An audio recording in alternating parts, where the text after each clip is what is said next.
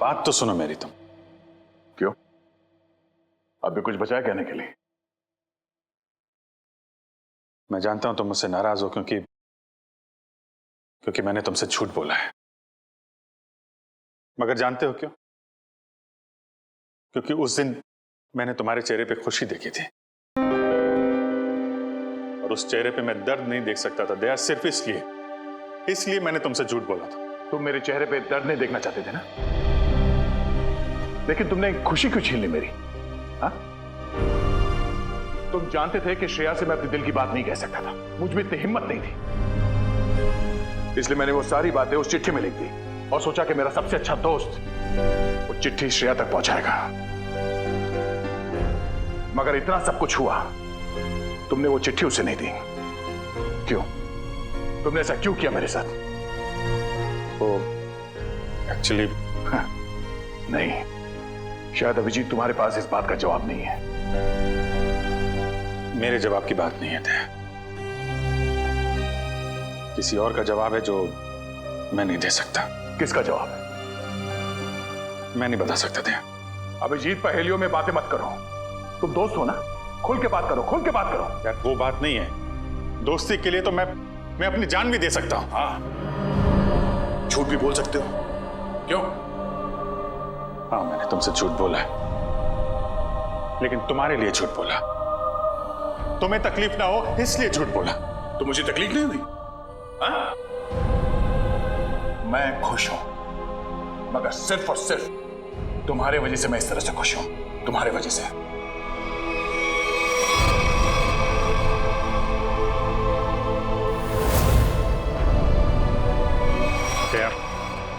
एक मिनट यार, प्लीज, ये श्रेया का गुस्सा मुझ पे मत उतारो यार।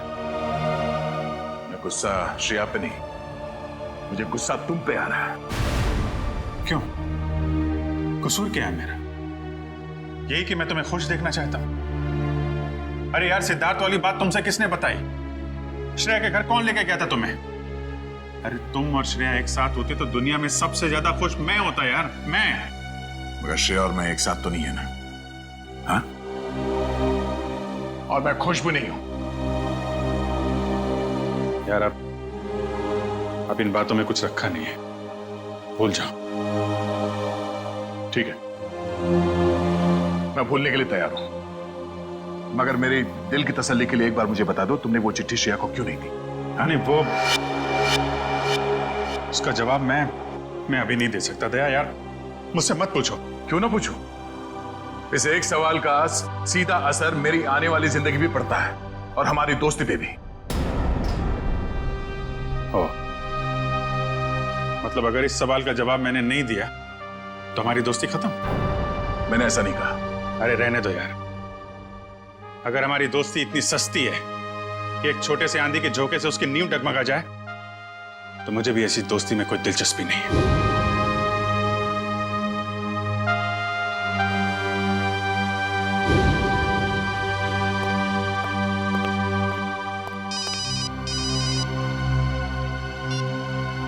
Hello,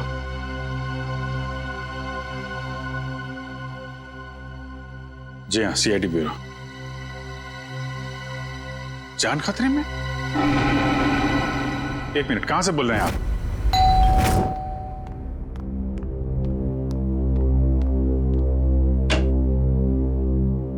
CID? जी हाँ।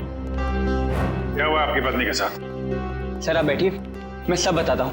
तुम तो कह रहे थे कि तुम्हारी पत्नी मुसीबत में। ये गलत कह रहे हैं, मैं बिल्कुल ठीक ठाक हूँ सर। तुम्हारी हिम्मत कैसे हुई मेरी पत्नी के कपड़े पहनने की? पता नहीं सर इनको क्या हो गया है, बिल्कुल बहकी बहकी सी बातें कर रहे हैं। मिस्टर राहुल, क्या मजाक है ये? अगर आपकी पत्नी ठीक ठाक है तो सीआईडी का वक्त बर्बाद करने से क्या फायदा? सर मैं सीआईडी का वक्त बर्बाद नहीं कर रहा हूँ सर, नम्रता सच में बहुत बड़ी मुसीबत में है। दरअसल कुछ घंटे पहले लगता आ गई।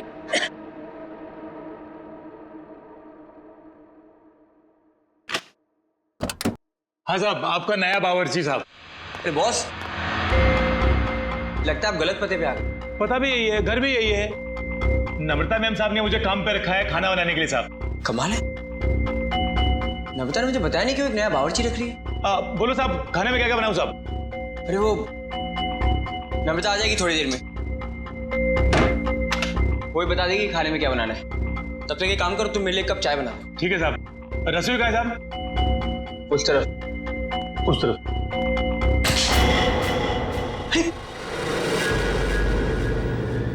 ये चाकू?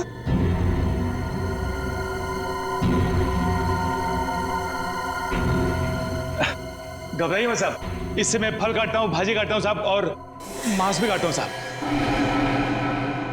ठीक ठीक, तुम जाओ चाय बनाओ। हाँ जाता हूँ साहब, चाय बनाता हूँ साहब। कैसे आदमी को काम पे रख दिया नम्रता ने।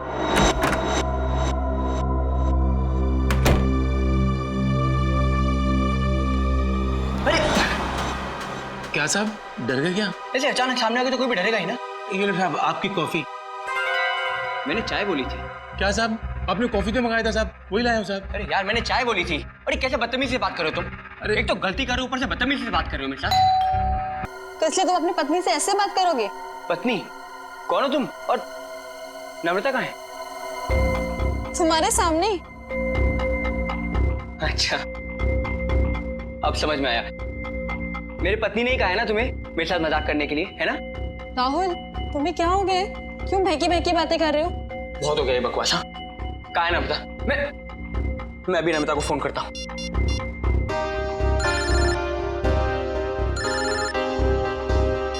हेलो, कैसे हो? अब यकीन हो गया? बहुत हो गया ये बकवास, बहुत हो गया मजाक। कहाँ है नम्रता? बताओ मुझे, नम्रता कहाँ है? कहाँ है नम्रता? क्या किया नम्रता के साथ? राहुल, तुम ठीक तो हो?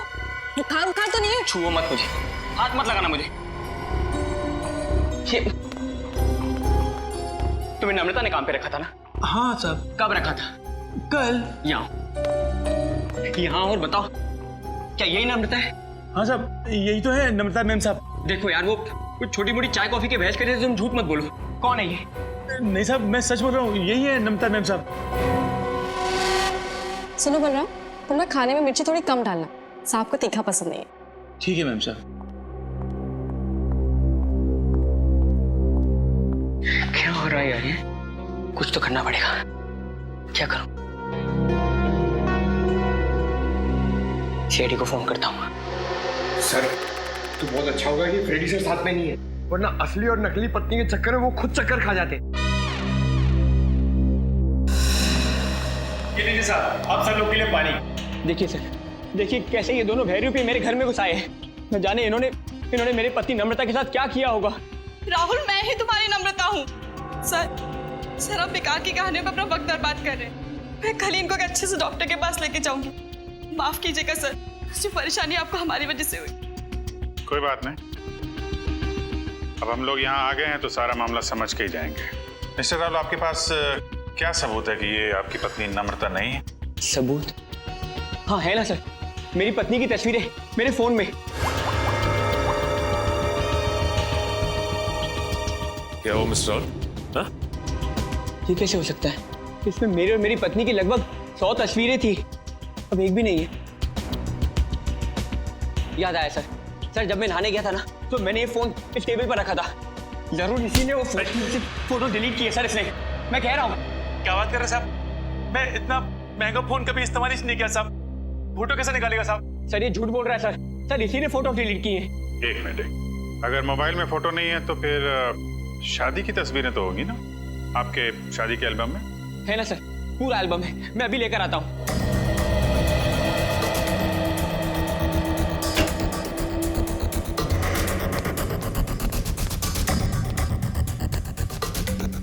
सर ये लीजिए सर, हमारी शादी का एल्बम। अब हो जाएगा दूध का दूध और पानी का पानी।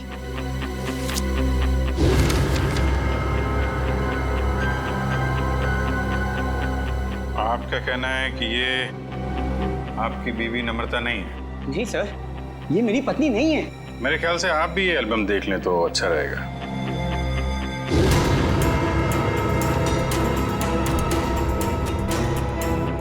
ये कैसे हो सकता है सर? ये कोई बहुत बड़ी साजिश है, ये कोई साजिश है मेरे खिलाफ। जरूर इसमें मेरी पत्नी भी शामिल है, उसी ने भेजा होगा इन दोनों को। मिस्टर राहुल, कभी आप कहते हैं कि आपकी पत्नी खतरे में है, कभी आप कहते हैं कि वो आपके खिलाफ साजिश रच रही है। कहना क्या चाहते हैं आप? सर मुझे कोई खतरा नहीं है और ये कोई साजिश नहीं है। मैंने आपसे कहा ना इनकी तबीयत खराब है। तुम चुप रहो, मुंह बंद रखो अपना।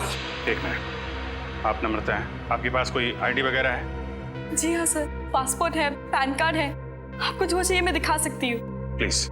एक मिनट।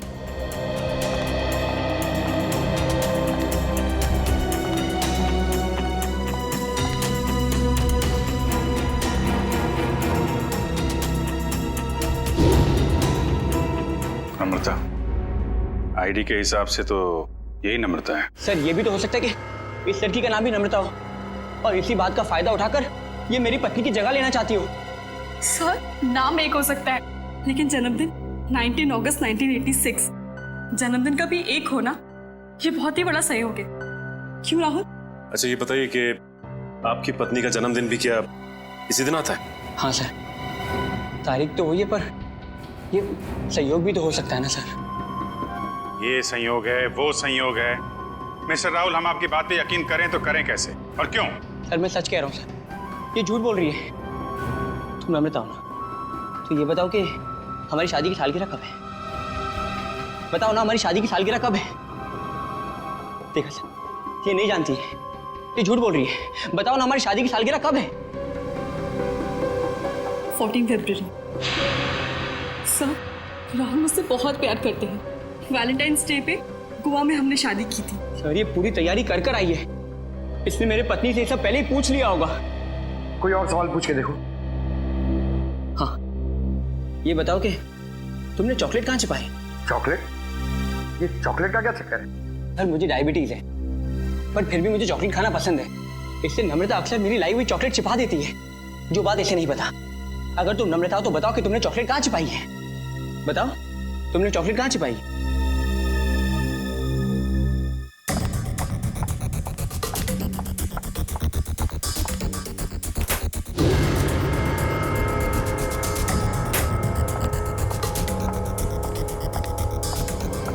ये रही चॉकलेट, मैं तुम्हें खाने नहीं दूंगी, डायबिटीज है तुम्हें। मुझे डायबिटीज नहीं है, मुझे दे दीजिए। Thank you. अब क्या कहना आपको मिस्टर राहुल? सर ये लोग पूरी तैयारी कर कर आए हैं। ठीक है, एक पल के लिए हम आपकी बात मान लेते हैं, लेकिन ये आपकी पत्नी है या नहीं इसका जवाब तो इस घर में ही मिलेगा। तलाशी लो घर की।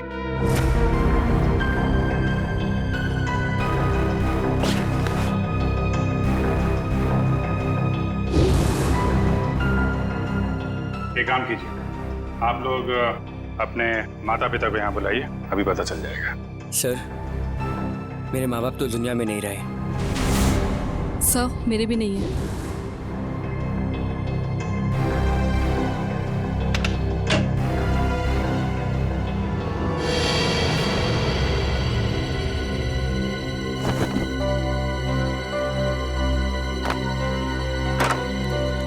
पंकज ऐसी जगह पे ये डस्टबिन कैसे पड़ा? तो कोई रिश्तेदार दोस्त वो तो होंगे इस शहर में ना, उनको बुलाइए। सर दरअसल हम कुछ ही दिन पहले बैंगलोर से यहाँ शिफ्ट हुए हैं, यहाँ हम किसी को भी नहीं जानते। ओह तो तुमने ये भी पता लगा लिया है?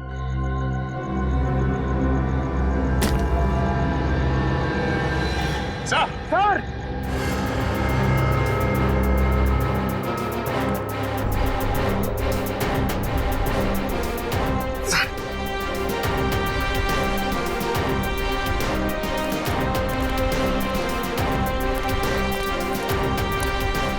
सर लाश।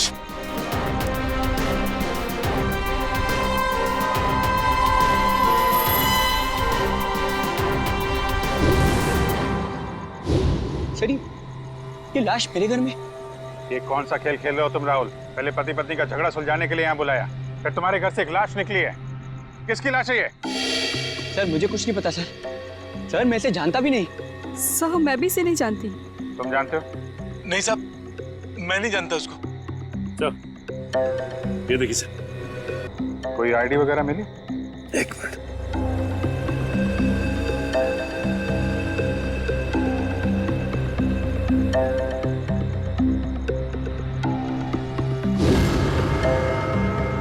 सर, इसका नाम पुलकित रॉबिन है। पुलकित रॉबिन? सर, मैंने इसका नाम कहीं पढ़ा है। पढ़ा है? कहाँ पढ़ा है? अरे सर, ये तो एक बहुत ही मशहूर टीवी सीरियल राइटर है सर। साउथ बहू का सीरियल मैं देखता हूँ सर। एक टीवी सीरियल राइटर की लाश मेरे घर में? पंकज, मोबाइल पे देखो, इंटरनेट पे इस पुलकित रॉबिन की फोटो निकालो। देखो कहीं ये वही आदमी तो नहीं।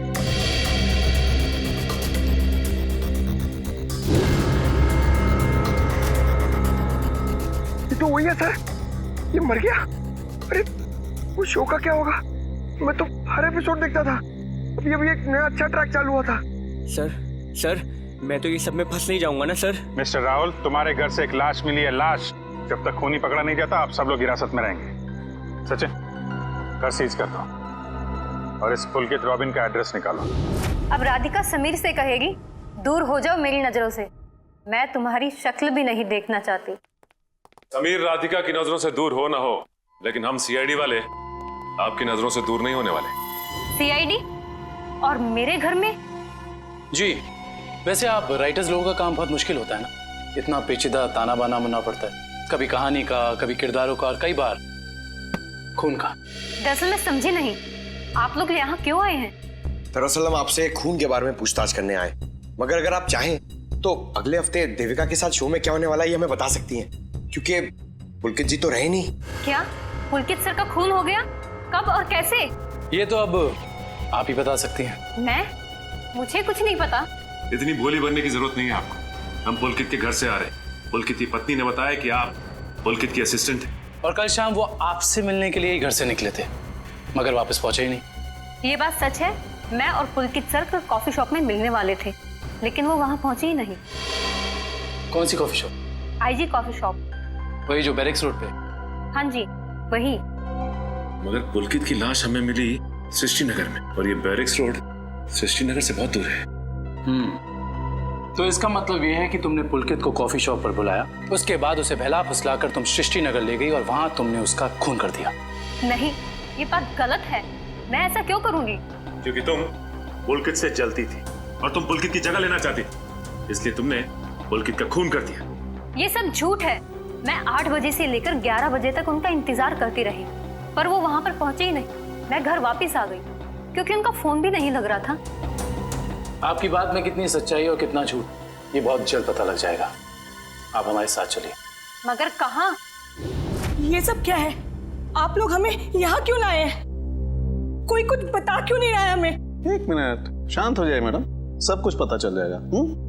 मैं पुलकित की पत्नी हूँ और आप मुझ पर भी शक कर रहे हैं। हम किसी पर शक नहीं कर रहे, हम अपनी ड्यूटी कर रहे हैं। ये आप प्लीज अपना हाथ आगे बढ़ाइए, हम लोगों को आपके खून के सैंपल्स लेने हैं। खून का सैंपल? मगर क्यों? क्योंकि पुलकित की गर्दन पर हमें कुछ खरोंच के निशान मिले और उस खरोंच में नेल पॉलिश के ट्रेसेस हैं। इसका मतलब साफ है, पुलकित के खून में किसी लड़की का हाथ है। लाइए हाथ आगे कीजिए। फिलहाल इस केस में लड़कियां सिर्फ आप तीनों ही। सर, आप लोग खूनी को ढूंढने में इतनी मेहनत करें, प्लीज मेरे पत्नी को भी ढूंढिए ना। न जाने नम्रता किस हाल में होगी, कहाँ होगी। फिर वही बात राहुल, कब तक खेलोगे ये खेल? और मैं एक बार नहीं बार बार कह चुकी हूँ कि मैं ही तुम्हारी नम्रता हूँ। चुप हो जाओ तुम, कितना झूठ बोलोगी? क्या चाहिए तुम्हें? पैसे चाहिए ना? कितने पैसे चाहिए तुम्हें मेरे घर और मेरी जिंदगी से जाने के लिए? क्या? मैं और पैसे? कैसी बात कर रहे हो तुम राहुल? मिस्टर राहुल, आपके पास आपकी पत्नी का फोटो नहीं है, चेहरा तो याद है, कम से कम उनका स्केच तो बनवा सकते हैं। जी सर, जरूर। ये बाल आगे से, हाँ यहाँ से थोड़े और लंबे। सर, हमारे क्रिमिनल डेटाबेस में इस बावर्ची का कोई रिकॉर्ड नहीं है। देखा साहब, मैं बोल रहा था ना साहब, मैं एकदम निर्दोष है साहब, मुझे जाने दो ना साहब। ठीक है, तुम जा सकते हो, मगर याद रख, तुम शहर से बाहर नहीं जाओगे और जब भी बुलाया जाए ब्यूरो आ जाना, ठीक है? पता नहीं किसका स्केच बनवा रहे हैं ये। मैं तो यहाँ बैठी हूँ। Sir, okay, thank you Paresh. तो राहुल, स्केच ठीक बना? हाँ सर, बिल्कुल। यही है मेरी पत्नी नम्रता। और मैं कौन हूँ? इसकी सौतन? पता नहीं सर किस लड़की का चेहरा है ये, किसका चेहरा बनवाया इन्होंने, मुझे तो समझ में नहीं आ रहा। किसकी नजर लगी है हमारी हंसती खेलती जिंदगी को। सर इसके आंसू पे मत जाइए, ये मगरमच्छ के आंसू है। ये इन्हें हथियार बना के मेरे खिलाफ इस्तेमाल करना चाहती है, मुझे फंसाना चाहती है। सर राहुल, अगर तुम्हें मेरे साथ नहीं रहना तो साफ साफ कह दो ना, मैं तुम्हें डिवोर्स दे दूंगी। पर ये सब ड्रामा करने की क्या जरूरत है? सर ये पुलकित के कॉल रिकॉर्ड्स हैं। उसने जेनिफर के साथ में शाम को 5 बजे बात की थी और ठीक 1 घंटे बाद उसे लैंडलाइन नंबर से फोन आया था सर। अच्छा, ये लैंडलाइन नंबर है किसका, कुछ पता किया? हाँ sir, Bhavesh imports and exports नाम है कंपनी का। क्या कहा आपने? Bhavesh imports and exports? हाँ, क्यों? आप इस कंपनी के बारे में जानती हैं? हाँ सर, मैं जानती हूँ। राहुल इसी कंपनी में तो काम करते हैं। आप लोग मेरी तरफ इस तरह क्यों देख रहे हैं? मैंने उसे फोन नहीं किया है सर, मैं तो उस पुलकित को जानता तक नहीं हूँ। बुधवार शाम 6 बजे तुम अपने ऑफिस में थे या नहीं? 6 बजे ठीक तरह याद तो नहीं आ रहा, पर शायद तब तक मैं ऑफिस से निकल गया था सर। देखो राहुल, शायद से तो काम नहीं चलेगा। सर अगर आप लोगों को मेरे पे विश्वास नहीं है तो आप लोग मेरे ऑफिस चल के पूछताछ कर सकते हैं। ठीक है, तो चलकर पूछताछ कर लेते हैं तुम्हारे ऑफिस में, और ये भी पता कर लेते हैं कि जो स्केच तुमने बनाया है ऐसी कोई लड़की है भी या नहीं। एक बार शर्मा जी के पास पहुंचा दीजिए, मैंने चेक कर लिया। उन्हें बोलिए टेंडरिंग का प्रोसेस चालू था।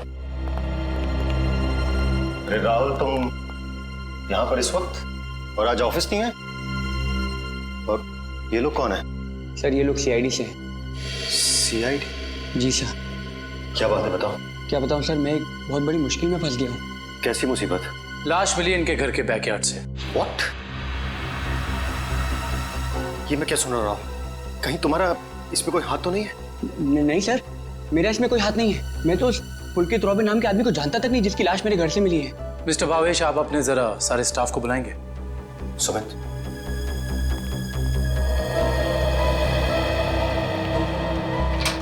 सुनो, सबको बॉस अंदर बुला रहे हैं।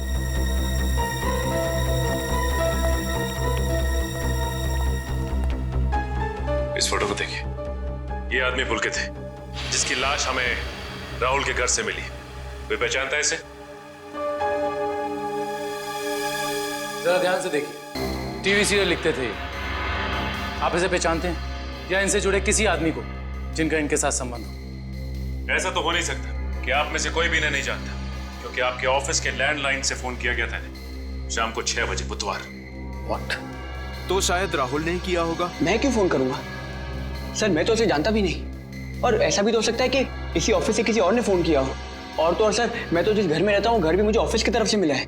Interesting, very interesting. आप में से किसी को याद है कि बुधवार को राहुल कितने बजे तक ऑफिस में था? हाँ सर, 5:30 बजे तक। 5:30 बजे, और पुलकित को फोन किया गया 6 बजे। हरीश जी, बहुत बहुत शुक्रिया हमारी दुविधा दूर करने के लिए। Thank you. हरीश, क्या तुम मेरा एक काम और करोगे? हाँ बोलो। तुम्हें याद है तुम वो इम्पोर्टेंट पेपर्स लेकर मेरे घर आए थे? हाँ याद है। तब तुम मेरे पत्नी नम्रता को मिले थे ना? हाँ राहुल, लेकिन उस बात का इस खून से क्या लेना देना है? लेना देना है, क्योंकि एक अनजान औरत मेरे घर में घुस आई है और मेरे पत्नी होने का नाटक कर रही है।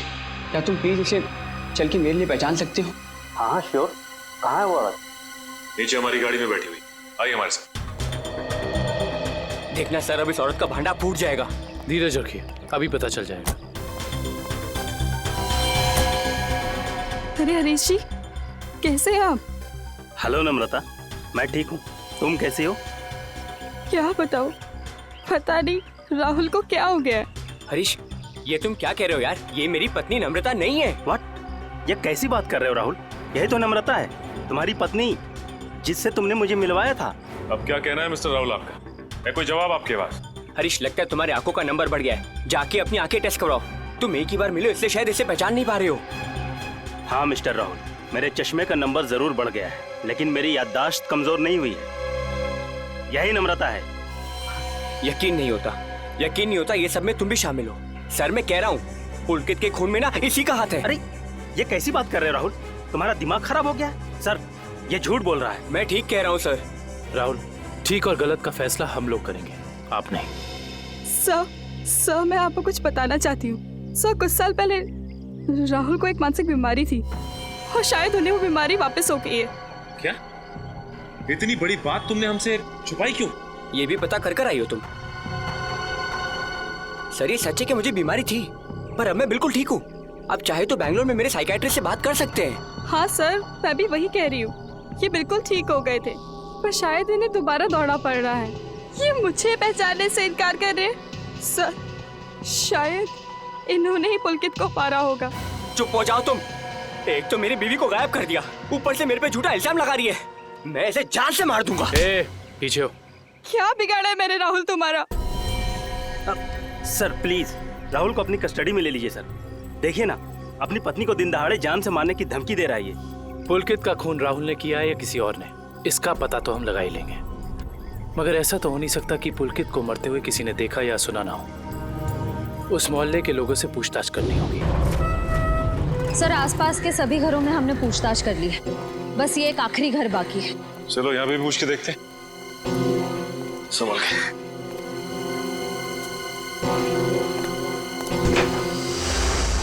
दरवाजा खुला। तो इस तरह से दरवाजा क्यों खुला छोड़ेगा? और यहाँ ये कैमरा कैसे? इधर भी। कुछ तो गड़बड़ है यहाँ पे। एक काम करते हैं, इस घर की तलाशी अच्छी तरह से लेते हैं।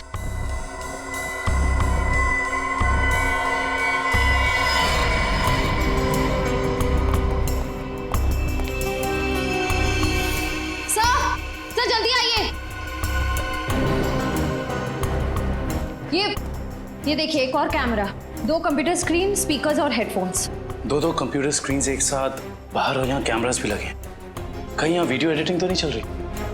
इसे ऑन करो।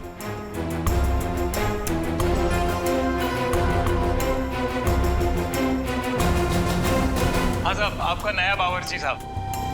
लगता है आप गलत पते पे आ गए। नम्रता मैम ने मुझे काम पे रखा है खाना बनाने के लिए। चाय बनाता हूँ साहब। अरे जाओ ना। अभी गया।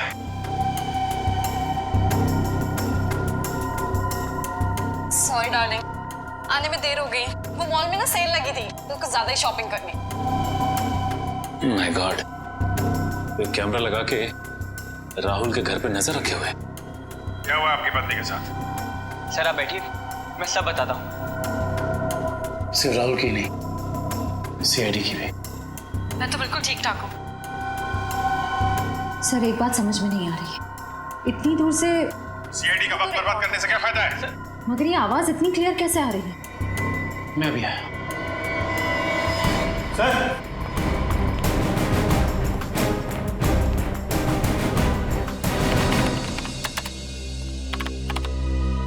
एक काम करते हैं, इस जगह को अच्छी तरह से छान मारते हैं। हो सकता है यहाँ कुछ मिल जाए। हाँ?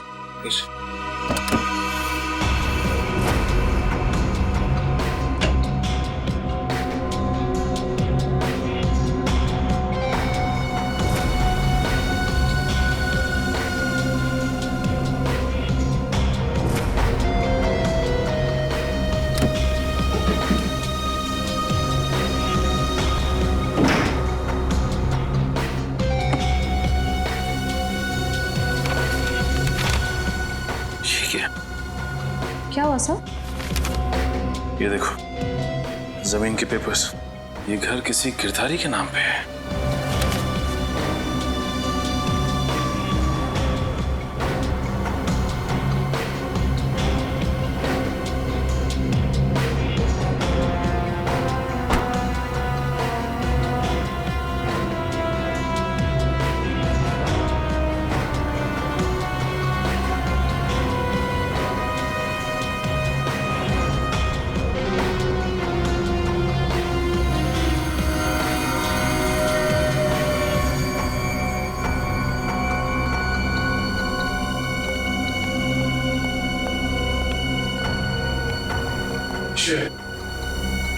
तुम्हारे सारे सवालों का जवाब ये माइक है, जो मुझे राहुल के घर से मिला। स्पीकर के अंदर छुपा के रखा हुआ था। इसका मतलब गिरधारी जो राहुल के घर पे नजर रखे हुए था, उसी ने माइक लगाया यहाँ पे। कौन गिरधारी? अरे दुष्यंत, ये घर के कुछ पेपर्स मिले जिसमें लिखा है कि गिरधारी इस घर का मालिक है। आप लोग सुंदर जी के मेहमान हैं? तुम कौन हो? जी मैं तो यहाँ पर किराए पर रहता हूँ, पर आप लोग कौन है? हम लोग सीआईडी से। सीआईडी? जी हाँ, सीआईडी। देख के लगता है कि तुम कहीं बाहर से आ रहे हो। क्या सर, मैं तो अभी गोवा से आ रहा हूँ, पर आप लोग यहाँ पर सुंदर जी ने कहीं कुछ। एक मिनट, ये सुंदर कौन? सर, जब मैं यहाँ से जा रहा था तो मैंने एक घर सुंदर नाम के एक अंकल को किराए पर दिया था। क्या बात, तुम खुद यहाँ पे किराए पे रहते हो और ये घर तुमने किसी को किराए पे दे दिया? सर, मैंने सोचा कि गोवा जाने का खर्चा निकल आएगा सर, इसलिए। और गिरधारी जी, इनका ये घर है, वो कहाँ है? सर, वो तो लंदन में रहते हैं सर, साल में सिर्फ एक बार ही इंडिया आ पाते हैं। ओह, उसी का फायदा उठा रहे हो तुम? ये कंप्यूटर कैमरास तुम्हारे? नहीं सर, ये सब मेरा नहीं है सर। झूठ बोल रहे हो तुम राहुल के घर पे नजर रखे हुए थे, जासूसी कर रहे थे उस पे। जासूसी? सर, मैं राहुल के ऊपर जासूसी नहीं कर रहा था सर। देखो, हमने रिकॉर्डिंग देख ली है, सच सच बताओ। मैडम, मैं तो कॉलेज में पढ़ता हूँ, इतनी सारी महंगी चीजें मैं कहाँ से लाऊंगा? तो फिर ये सारी की सारी चीजें किसकी? उस आदमी की जिसे तुमने किराए पे रखा हुआ, सुंदर? सर, हो सकता है सर। नंबर दो सुंदर का। सर, पिछले हफ्ते गोवा में मेरा मोबाइल चोरी हो गया था तो तुम्हारे सारे नंबर्स चले गए? जी। बहुत अच्छा बहाना है। अपना मोबाइल नंबर दो, सुंदर का नंबर हम तुम्हारे मोबाइल रिकॉर्ड से निकाल लेंगे। सर, सालुंके सर की डीएनए रिपोर्ट आ गई है। पुलकित के खरोचों में जो नेल पॉलिश के अंश मिले थे वो ना ही नम्रता के थे, ना ही संजना के और ना ही जेनिफर के। मतलब इस केस में कोई और औरत भी शामिल है? सर, हो सकता है वो स्केच वाली औरत हो जिससे राहुल अपनी बीवी कह रहा है। हो सकता है। जब तक हमें उस औरत के बारे में कुछ पता नहीं चल जाता, कुछ कह नहीं सकते। क्या हुआ, उस नेल पेंट के बारे में कुछ पता चला क्या?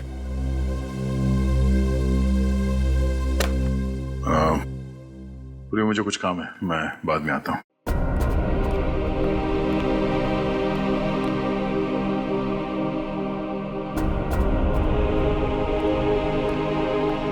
सर, जतिन के फोन रिकॉर्ड्स चेक करिए। सुंदर का नंबर तो नहीं मिला, मगर किसी मनीष नाम के आदमी का नंबर मिला है। करता क्या है मनीष? सर, कैमरास और रीडिंग मशीन किराए पे देता है। मनीष?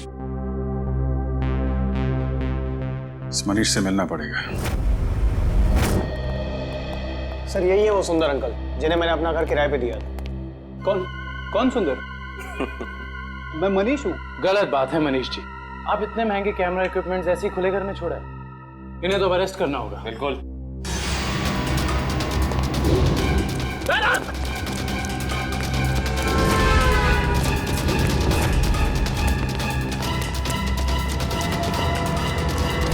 अरे रुको रुको रुको मनीष, कहाँ भाग के जा रहे हो? अभी तो तुम्हारा ऑडिशन भी बाकी है, जो शुरू होता है अब। मेरा कोई इरादा नहीं था सर, मैंने तो वही किया जो मुझसे कहा गया था करने के लिए। जिसने मेरे दुकान से कैमरा और एडिटिंग मशीन किराए पे लिया था, उसी ने मुझसे कहा था ये सब करने के लिए। जिसने तुमसे कैमरा किराए पर लिया, उसी ने तुमसे घर भी किराए पर लेने को कहा? जी सर, उसी ने मुझसे कहा था कि कैमरा इस तरह से फिट करूं कि सामने वाले घर का सारा नजारा दिखना चाहिए। अब तो मिलना पड़ेगा इस इंसान से। है कौन ये जनाब? जी कहिए। जी, हम लोग सीआईडी से। सीआईडी? आइए। भावेश का कुछ पता चला क्या? भावेश का पता चला? मतलब हम लोग तो भावेश से ही मिलने आए। लेकिन वो तो कल से घर नहीं आए, उनका फोन भी नहीं लग रहा है। क्या कल से घर नहीं आए? आपने पुलिस में रिपोर्ट लिखवाई? मैंने रिपोर्ट लिखवाई थी, लेकिन उन्हें भी कुछ पता नहीं चल पा रहा है। सर, लगता है उन्हें पता चल गया होगा कि हम आने वाले हैं, इसलिए। एक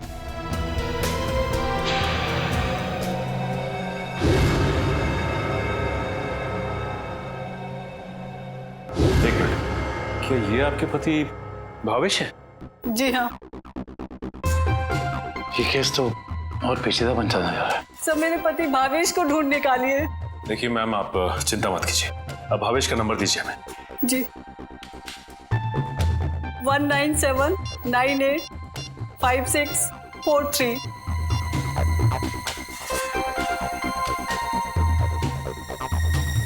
भावेश का फोन तो ऑफ आ रहा है। पंकज, भावेश के फोन के IMEI नंबर से पता करो कि उसका मोबाइल इस वक्त कहाँ है।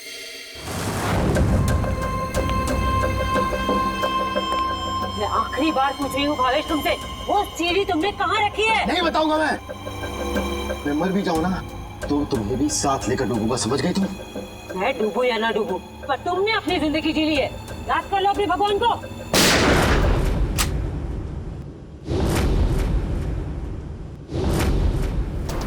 बस मुन्नी दुरेली, बहुत मचा रही आतंक। कानून को काफी वक्त से तुम्हारी तलाश थी, मगर हमें नहीं पता था कि हम इस केस के जरिए तुम तक भी पहुंच जाएंगे। खुश तो ऐसे हो रहे हो जैसे तुमने मुन्नी को जेल में डाल दिया है। ये तुम्हारी खुशकिस्मती है या बदकिस्मती कि तुम मुन्नी के दरबार में खुद चलकर आए हो। देख क्या रहे हो, खून दो इनको।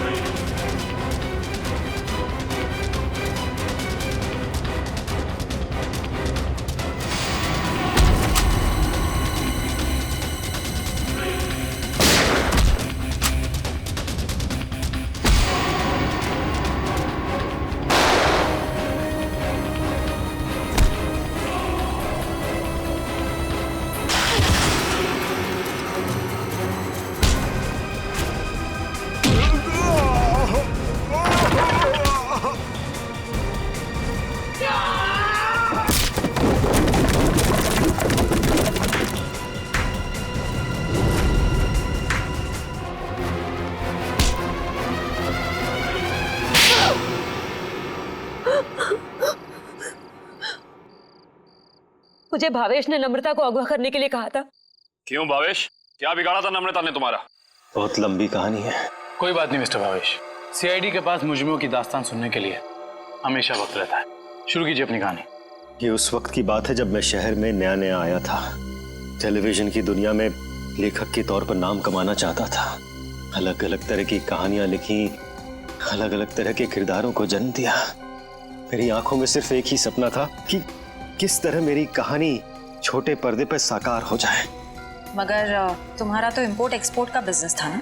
क्योंकि मेरे साथ कुछ ऐसा हुआ जिसने मुझे मजबूर कर दिया अपने सपनों को कुचलने के लिए। जिसके साथ मैं किराए के घर में रहता था, जिसे मैं अपना दोस्त समझता था, उसने मुझे धोखा दिया। उसने मेरी कहानी चुराई और एक चैनल में बेच दी और रातों रात अमीर बन गया। हर तरफ उसी के चर्चे, उसी की बातें। मैं ये सदमा बर्दाश्त नहीं कर पाया और फिर मैंने अपने करियर को नई दिशा दी और भावेश इंपोर्ट एक्सपोर्ट का बिजनेस शुरू कर दिया। मगर इस सब का मेरी किडनैपिंग से क्या लेना देना है? ये बात सच है कि मैंने अपनी लाइन बदल दी थी, लेकिन ये भी सच है कि मेरे अंदर एक राइटर छुपा हुआ है। टेलीविजन में कुछ कर गुजरने का जुनून है मेरे अंदर। मैंने वापस कलम उठाई और एक अनोखे रियलिटी शो का कॉन्सेप्ट लिख डाला, जिसमें पति पत्नी में से किसी एक की जगह एक अजनबी अगर उनके घर आ जाए तो फिर उस पार्टनर की क्या प्रतिक्रिया होगी। इस तरह का रियलिटी शो लिखा था मैंने। क्या ये सब एक रियलिटी शो था? चैनल को मेरा कॉन्सेप्ट बहुत अच्छा लगा, लेकिन वो ये जानना चाहते थे कि इसे पर्दे पे कैसे उतारा जाए। तो मैंने एक पायलट एपिसोड बनाने के बारे में सोचा और एक्सपेरिमेंट के तौर पर मैंने अपनी कंपनी में आए हुए नए एम्प्लॉय राहुल को शामिल किया। वाह, कमाल है। अगर तुम एक रियलिटी शो ही बनाना चाहते थे तो एक जायज ढंग से भी बना सकते थे। फिर कानून को अपने हाथ में लेने की क्या जरूरत थी तुम्हें? मैंने कोशिश तो की थी जायज तरीके से करने की, लेकिन किसी ने मेरी मदद नहीं की। तो मैंने सोचा कि क्यों ना कुछ दिनों के लिए नम्रता को अगवा कर लिया जाए और फिर मैं अपने दो कलाकारों बावर्ची और नकली नम्रता को उसके घर भेज दूंगा और काम होने के बाद असली अमृता को फिर उसके घर भेज देता। और इसमें वो टीवी राइटर पुलकित रॉबिन, वो कहां से आ गया? पुलकित रॉबिन ही वो शख्स है जिसने मेरे आइडियाज, मेरी कहानी चुराई और मशहूर हो गया। उसे पता चल गया था कि मैं चैनल में कुछ बड़ा रियलिटी शो का आइडिया लेकर जाने वाला हूं। बस उसी की जासूसी करने के लिए यहाँ पर आया हूं। आज तो पता लगाना ही पड़ेगा कि भावेश कौन सा बड़ा कंसेप्ट चैनल वाले को बेचने वाला है।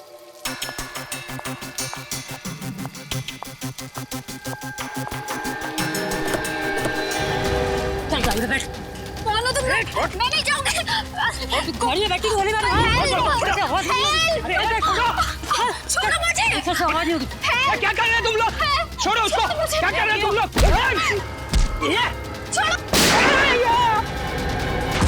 बेवजह मारा गया। अब तू भी यही चाहती है? बैठ। छोड़ दो मुझे। मैं इसको लेकर जाती हूँ, तुम इसको ठिकाने लगाओ।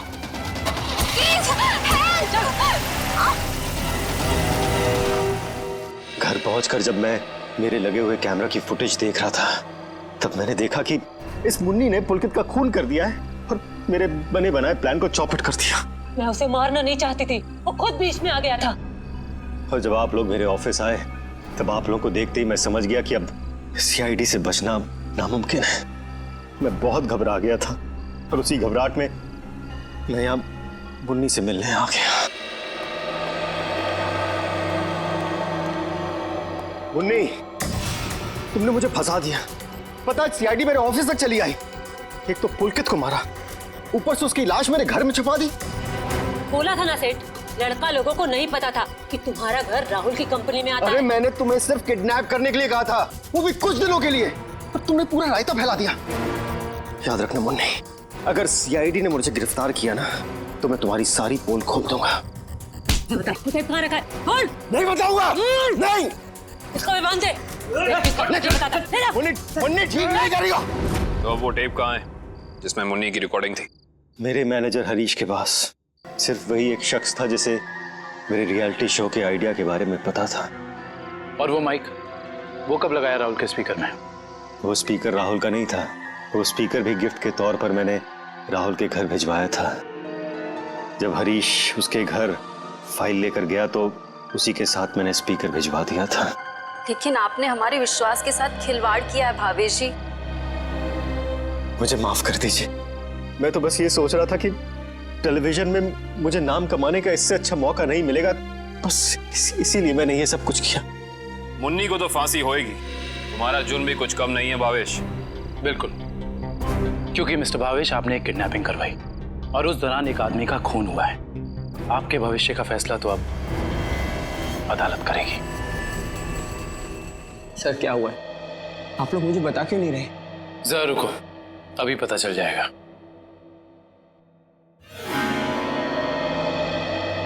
राहुल। राहुल। नम्रता, तुम ठीक तो हो?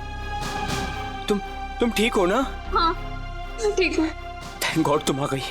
थैंक गॉड तुम वापस आ गई। मुझे तो लगा था मैंने तुम्हें हमेशा हमेशा के लिए खो दिया है।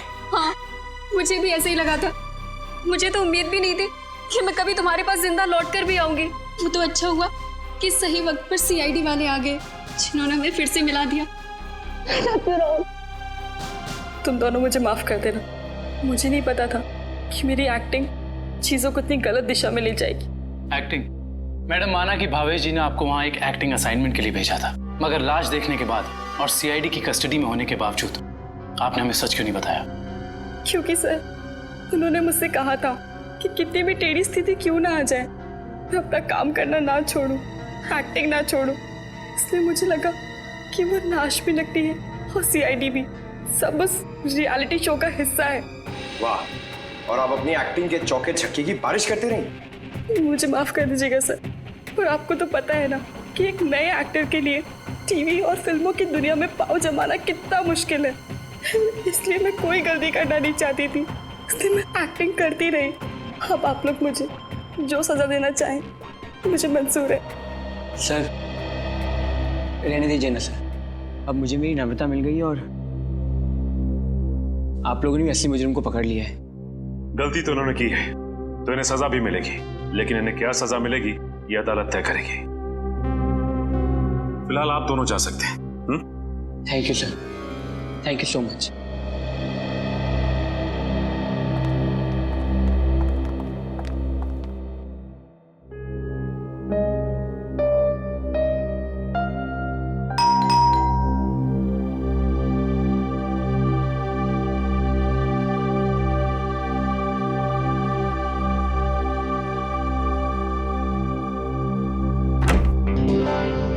तारिक, आवा, अच्छा हुआ तुम आ गई। सब ठीक है ना अभिजीत? नहीं, इस वक्त बुलाया इसलिए पूछ रही थी। नहीं वो एक्चुअली मुझे तुमसे कुछ जरूरी बात करनी थी। कितने परेशान लग रहे हो, क्या बात है? एक्चुअली समझ नहीं पा रहा हूँ मैं तुमसे कैसे बताऊं। मैं समझ गई, दया के बारे में ना? मैं जानता हूँ ये सुनकर तुम्हें बहुत धक्का लगेगा और इससे पहले मेरी हिम्मत जवाब दे जाए, मैं तारिका, जब एसीपी साहब यहाँ वापस आएंगे तो मैं उनसे कहने वाला हूँ वो मेरा ट्रांसफर कर दें। क्या ट्रांसफर? आई एम सॉरी तारिका, मैं और बर्दाश्त नहीं कर सकता। मेरे और दया के बीच में जो कुछ चल रहा है, मैं अभिजीत, लेकिन दया तो तुम्हारा दोस्त है ना? हाँ, लेकिन अब दोस्ती रही कहाँ? अरे ऐसे क्या, दोस्तों के बीच में तो ऐसा होता रहता है, ऐसी छोटी मोटी गलतफहमी, ऐसे झगड़े। इसका मतलब ये थोड़ी कि एक दोस्त ऐसे मुंह मोड़ के निकल जाए। तारिका, मैं जान दे सकता हूं मैं उसके लिए, वो बात नहीं है, लेकिन ये सब मैंने सपने में भी नहीं सोचा था कि हमारी दोस्ती इस मुकाम तक पहुंच जाएगी। मैंने फैसला कर लिया है, मैं यहां से चला जाऊंगा।